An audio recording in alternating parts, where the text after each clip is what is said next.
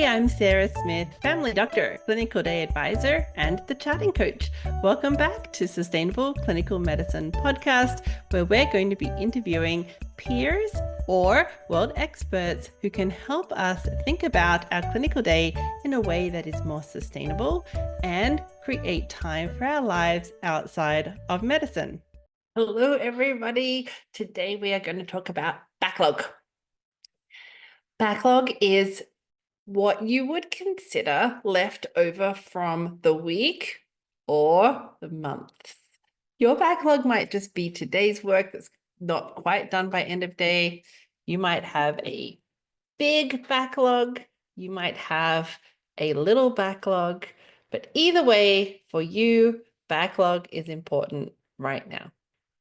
In exciting news, Backlog Buddies is coming back. We have been behind the scenes working really hard. I'm going to put that onto my team who's been working really hard to find a way to make Backlog Buddies more accessible for you with bigger hours of availability. And when we're ready to launch, we're going to let you know. In the meantime, let's talk backlog today. Backlog has with it all the emotional burden. Backlog is heavy. We have a lot of often shame around what's in there because we wish we'd got to this earlier or sooner, or we're seeing results and we just have that heart-sinking feeling of, oh, I wish I had been able to give this information to this patient sooner than now. There's lots of reasons backlog can accumulate, but as you know, you're always asked to do more.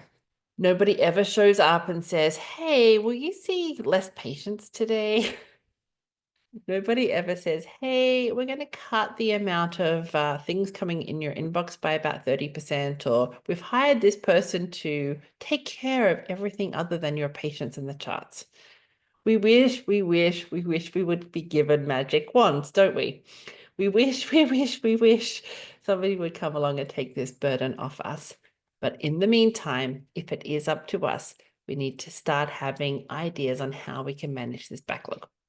I was talking to someone today about the different environments that they work, and I want you to think about this for yourself as well. So if you are working in the clinic and the hospital, maybe you're going to the operating room or have some other place that you go to, each of these environments is going to have different backlog that's created. And it also may have different types of bonus time.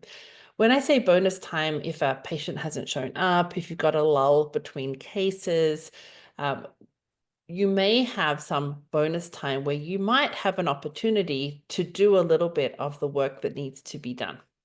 It's important that we start thinking about our plan for this backlog and what makes sense for us for this backlog before we get to an opportunity to handle the backlog.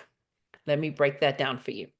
So let's say you had 10 minutes while they turned over the operating room, or you're on call in the hospital, but you've got this 10-minute lull between things you need to do. So you think, oh, good, I'll use this time to do some of my backlog. I want you to think about what makes sense in each environment. So if you know that it's only a short amount of time, you might decide that you'll go in and do some lab results. Are you going to hit the newest, the oldest, the urgent? Start being curious with which part of the backlog you would attack first in each of the environments. This is important because our brain does not like to make a plan and carry it out all in the one sitting. We're going to waste valuable executive function by sitting down to do some backlog and then wondering where we should start. The where should I start takes up a lot of energy, the exact energy you needed to get started. So it's important to have an idea. Where should I start? And have thought of that ahead of time. Let's say you're in the clinic environment and somebody doesn't show up. You have a no-show or two. Rare, hopefully for you. But if it does happen, what are the priorities of work if you're using bonus time? So if you had 2 patients no-show in a row, So you had a decent chunk of time. What would you do first? What is the priority and the easiest things to do in that moment? Will it be charts that need closing? Will it be lab results that have come in? Will it be letters to look at? Will it be referral letters to triage? Have a little idea of what is important and what makes sense to your day. It's an example of this. Those messages that accumulate within the day that come from staff members that could have been handled by them calling the patient to update them with your answer. But now it's after 5 and all of the staff magically leave at 2 minutes to 5. And guess what? If you're checking those results or those phone messages after 5, now you've got no one to send that message to. And if it can't wait till morning, now you're the one doing the work. So now you're doing not doctor or not clinician work. Okay. That's important when you're starting to think about what part of my in-basket should be done when, as a way to help you moving forward. Now let's talk about backlog sessions. So sometimes you can't be consistent with the time of the week that you'll get to this backlog. In fact, if you leave it up to chance, you'll never have time to do the backlog. Ever had those weekends where you take those forms home and you think, I'll get these done this weekend? And then what do we do instead? If we haven't got a plan, then we'll say no to going on the picnic with the kids or going off to do that thing, social thing, because you have paperwork. But for getting to the paperwork, you'll do anything else. Reorganize the closet, pull out the third drawer in the kitchen to reorganize that, like literally anything else will feel more excited that you needed to get done. And what happens is we procrastinate through some otherwise possibly very good time off, all in the pursuit of delay because we had all this paperwork that we didn't want to do. And so it just consumed up our thinking space while we did everything else other than it. What is the solution for that? The solution is to have ahead of time planned when you will do this backlog. When will you set aside an hour or 2 hours to be able to get the work done?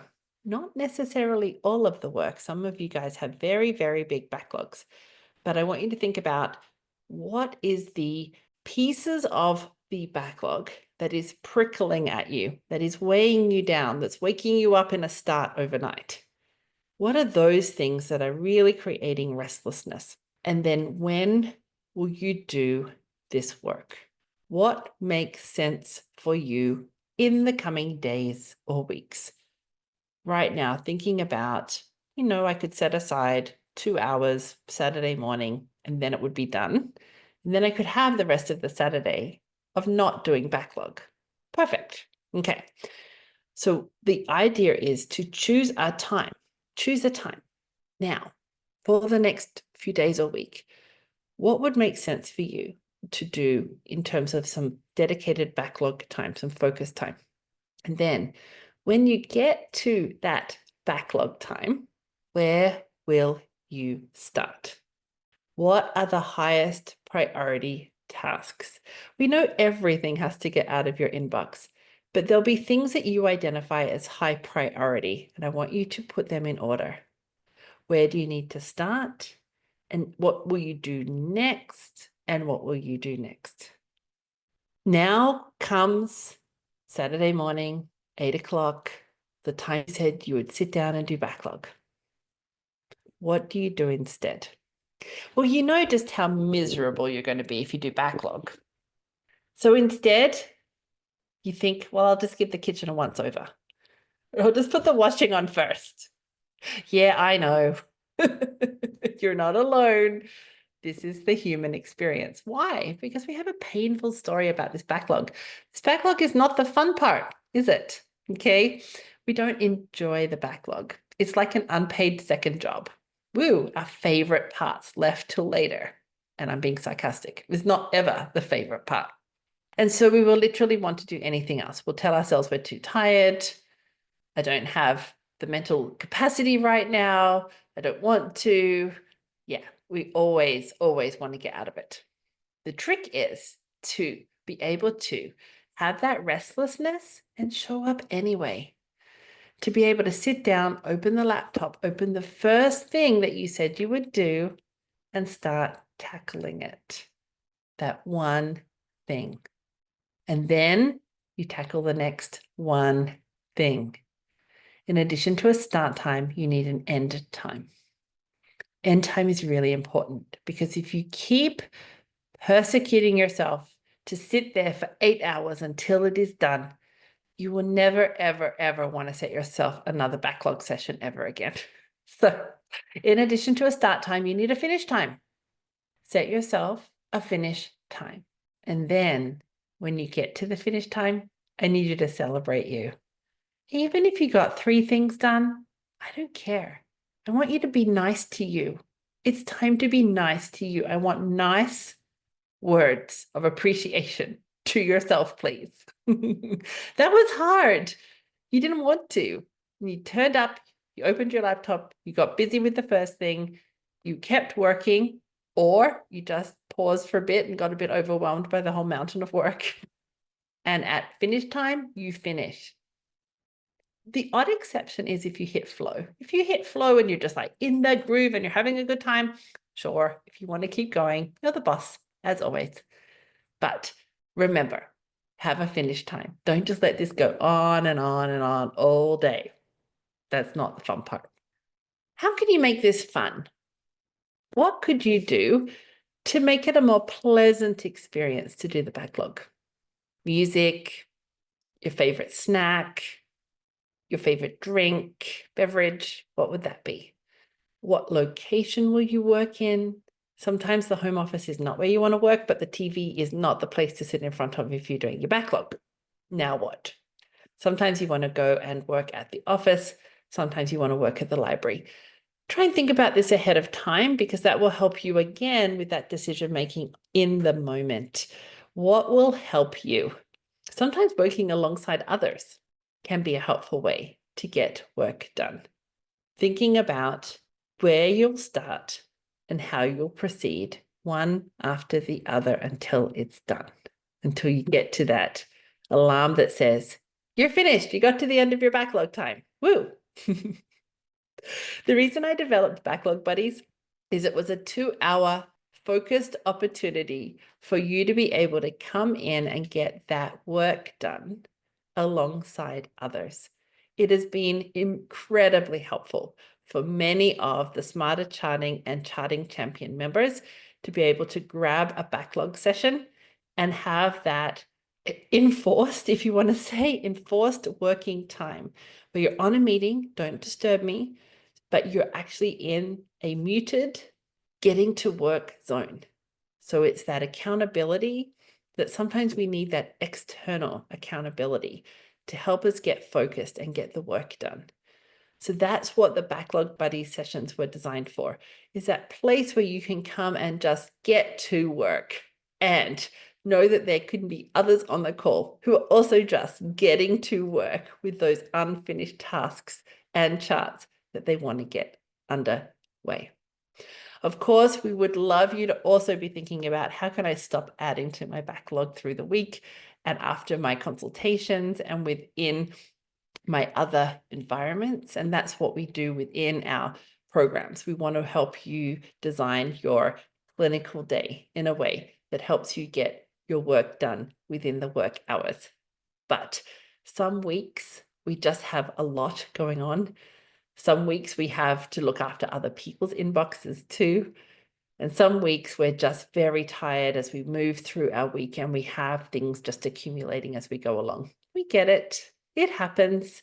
The aim is to figure out, how do I just get it out of my inbox as fast as possible? How and where will I get the work done?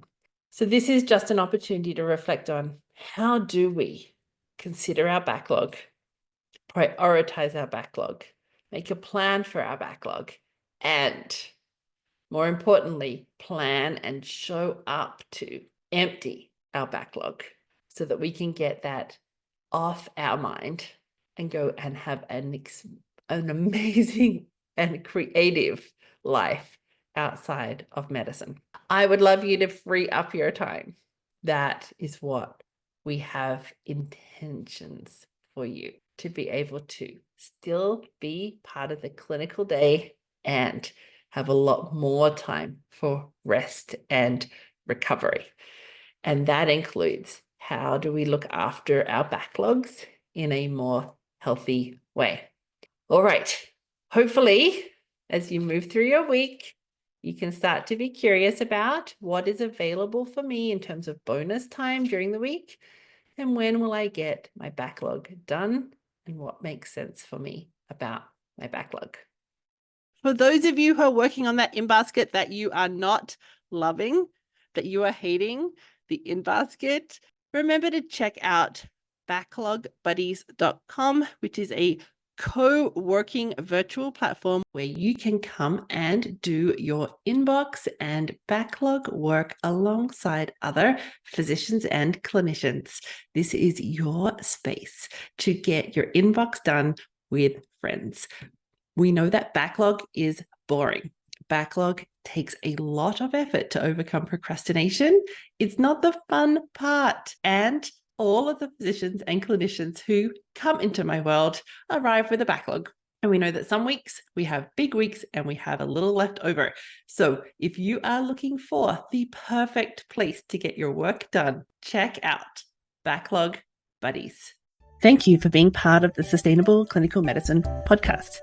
If you'd like to learn more or join us to help you get home with today's work done, go to chartingcoach.ca. There you'll find all the information on the premier Lifetime Access Charting Champions program that is helping physicians get home with today's work done, with all the proven tools, support, and community you need to create time for your life outside of medicine. We would love to see you there. Until next time, thanks for listening.